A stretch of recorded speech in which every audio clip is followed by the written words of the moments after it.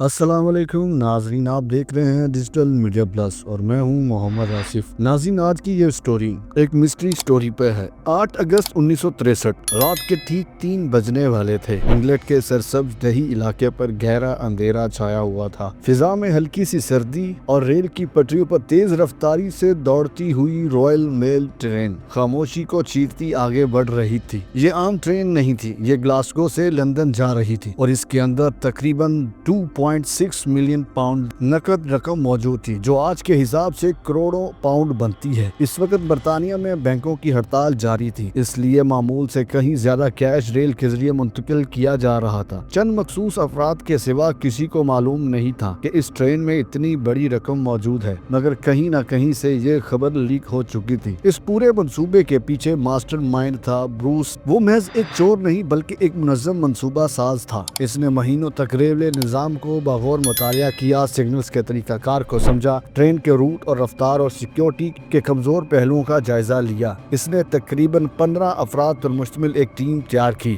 جس میں ہر شخص کا کردار واضح تھا۔ کسی نے سگنل سسٹم کو بدلنا تھا، کسی نے انجن پر قابو پانا تھا اور کسی نے رقم سے بھرے میل بیگز کو منتقل کرنا تھا۔ رات کی تاریکی میں انہوں نے وہ کام کیا جو اس دور میں ناممکن سمجھا جاتا تھا۔ گینگ نے ریلوے سگنل کی سرخ روشنی کو دستی طور پر فعال کر دیا۔ جیسے ہی ڈرائیور نے دور سے سرخ اشارہ دیکھا، اس نے ٹرین کی رفتار کم کر دی۔ اسے لگا کہ شاید کوئی تکنیکی خرابی ہے، لیکن جیسے ہی ٹرین رکی، نقاب پوش افراد اندھیرے سے نکل کر انجن کی طرف لپکے۔ ڈرائیور کو سنبھلنے کا موقع تک نہ ملا اور اسے قابو میں کر لیا گیا۔ ایک ڈاکو نے خود ٹرین چلانے کی کوشش کی، مگر وہ ماہر نہیں تھا۔ آخرکار اصل ڈرائیور کو مجبور کیا گیا کہ وہ ٹرین کو کچھ فاصلے پر واقع سنسان مقام تک لے جائے۔ وہاں مکمل خاموشی تھی، کوئی گواہ نہیں، صرف اندھیرا اور 15 مسلح افراد۔ پھر شروع ہوا وہ منظر جو تاریخ میں ہمیشہ کے لیے محفوظ ہو گیا۔ ڈاکوؤں نے صرف ہائی ویلیو کیش بیگز اٹھائے، سونے یا دیگر پارسلز کو ہاتھ تک نہ لگایا۔ سب کچھ نہایت ہی منصوبہ بندی کے ساتھ کیا گیا۔ تقریباً 120 میل بیگز کو ایک ٹرک میں منتقل کیا گیا اور یہ سب کچھ صرف 15 سے 20 منٹ کے اندر مکمل ہو گیا۔ نہ کوئی گولی چلی، نہ کوئی الارم بجا، لیکن ڈرائیور کو ایسا شدید دھچکا لگا کہ وہ ساری زندگی ذہنی صدمے کا شکار رہا۔ صبح جب پولیس کو اطلاع ملی تو برطانیہ کی تاریخ کی سب سے بڑی ڈکیتی ہو چکی تھی۔ میڈیا نے اسے دی گریٹ ٹرین رابری کا نام دیا۔ پورا ملک حیرت میں ڈوب گیا۔ حکومت پر سوالات اٹھنے لگے کہ اتنی بڑی رقم اتنی آسانی سے کیسے لوٹ لی گئی۔ ڈاکو فرار ہو کر ایک فارم ہاؤس میں جا چھپے، جسے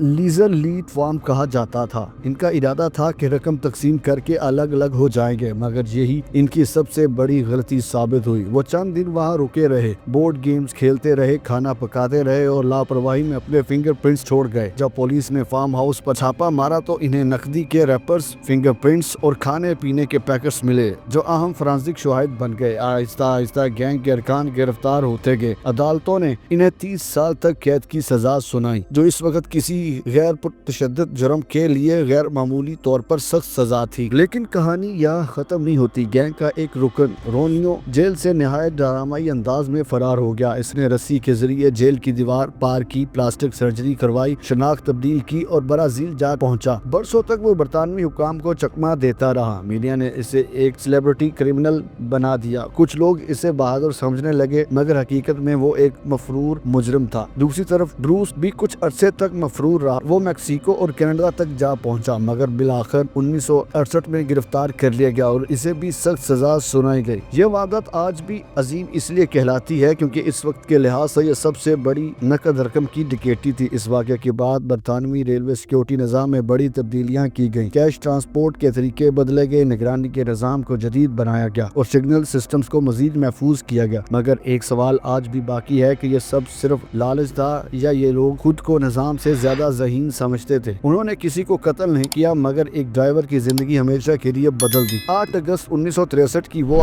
رات آج بھی برطانیہ کی تاریخ کا ایک سنسنی خیز اور سبق آموز باب ہے۔ ایک شاندار منصوبہ بندی، ایک جرأت مندانہ عمل اور پھر ایک معمولی سی غلطی جو سب کچھ لے ڈوبی۔ یہ کہانی صرف ایک ڈکیتی کی نہیں بلکہ انسانی ذہن، غرور اور انجام کی کہانی ہے، جہاں اندھیرا صرف رات کا نہیں تھا بلکہ نیتوں کا بھی تھا۔ ناظرین، آپ دیکھ رہے تھے ڈیجیٹل میڈیا پلس۔ ملتے ہیں ایک اور نئی معلوماتی ویڈیو کے ساتھ، تب تک فی امان اللہ۔